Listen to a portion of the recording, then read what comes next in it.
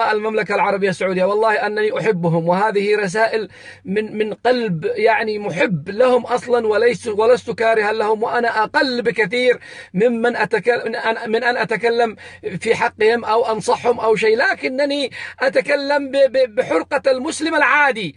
أنا أتكلم وأطرح أسئلة مشروعة.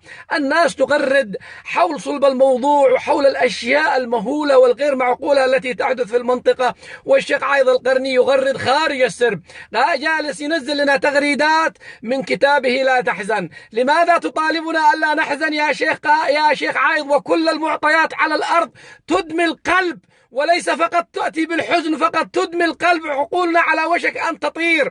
يا شيخ عايض، قوائم إرهاب تصدر لأناس كلكم أنتم علماء السعودية تعرفونهم علم اليقين أن هذه قوائم الإرهاب التي صدرت من دولتكم ليس فيها إرهابي واحد. يا شيخ عايض، تطالبني ألا أحزن، والشيخ القرضاوي الذي تعرفه أنت تمام المعرفة ويعرفه كل علماء السعودية أنه ليس إرهابيا يصنف على أنه إرهابي، بينما محمد دحلان وحفتر حمايم سلام موازين مختلة، وتطالبني ألا أحزن يا شيخ عايض. الشيء المؤلم والذي يدمي القلب أيضا أن الرويبضات والتافهين يتكلمون في أمر الأمة وأنتم صامتون. لماذا أنتم صامتون؟ العالم الإسلامي كله ينتظر منكم كلمة. أنتم الثقات.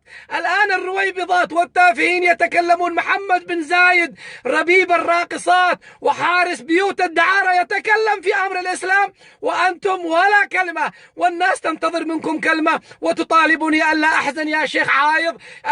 الجندي القطري والجندي السعودي كانوا في خندق واحد، يد واحدة ضد العدو الإيراني، الآن على وشك أن يتقاتلوا، وتطالبني ألا أحزن يا شيخ عايض. يكاد القلب يقطر دم وأنت تطالبنا ألا نحزن. والله أن الحزن يملأ قلوبنا من جميع الأحداث، وأكثر ما يحزننا كمسلمين هو سكوتكم، وحسبنا الله ونعم الوكيل.